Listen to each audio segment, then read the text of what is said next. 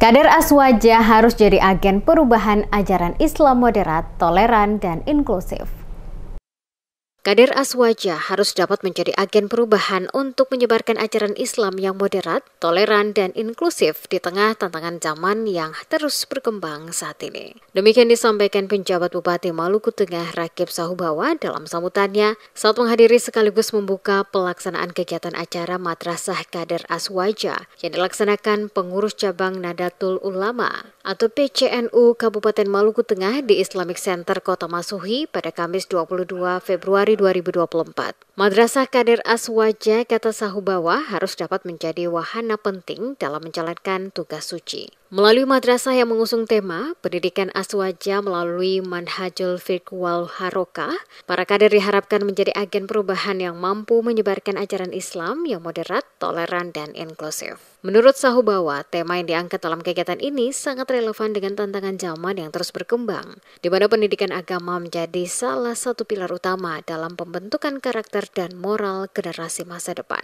Dengan demikian, maka diharapkan pendidikan Aswaja sebagai Manhajul Fiqh wal Harokah dapat memberikan landasan yang kokoh dalam menjawab berbagai tantangan kekinian dengan tetap memegang teguh nilai-nilai keislaman yang benar dan sejalan dengan ajaran Rasulullah Shallallahu Alaihi Wasallam. Dikatakan Sahubawa, berpikir kritis, mendalam dan berdasarkan pada nilai-nilai Islam yang murni adalah bagian dari ajaran Manhajul Fiqh. Sementara Harokah mengajarkan untuk bergerak, melakukan rutinitas dan berdakwah secara progresif dan terarah. Sahubawa berharap kegiatan Madrasah Kader Aswaja bisa menjadi tonggak awal bagi gerakan pendidikan Islam yang lebih baik dan berkualitas di kabupaten ini. Ia pun meminta agar kader Aswaja terus menjadikan pendidikan agama sebagai fondasi yang kuat dalam membangun masyarakat yang beradab dan sejahtera.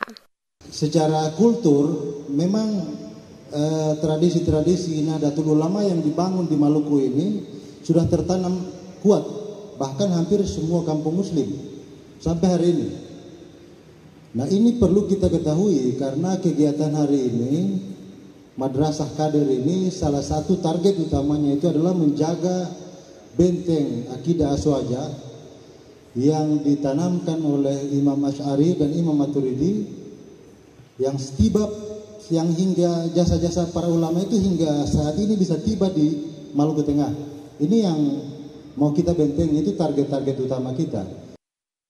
Sementara itu, Ketua PCNU Maluku Tengah Fahri Asatri, pengurus PCNU Maluku Tengah berupaya melakukan berbagai kegiatan untuk memberikan pemahaman kepada umat untuk dapat memahami munculnya sempalan kelompok-kelompok yang mengatasnamakan Islam dengan menyatakan yang tidak sepaham dengan bidah. Lewat para ulama, ustadz dan dai yang telah menjadi fasilitator maupun pembimbing, PCNU Maluku Tengah melakukan pembimbingan kepada generasi muda agar memiliki pemahaman yang benar tentang ajaran Islam, serta menjadi pemimpin yang baik dan teladan bagi masyarakat. Secara kultur, memang tradisi-tradisi Nadatul Ulama yang dibangun di Maluku ini sudah tertanam kuat, bahkan hampir semua kampung muslim sampai hari ini.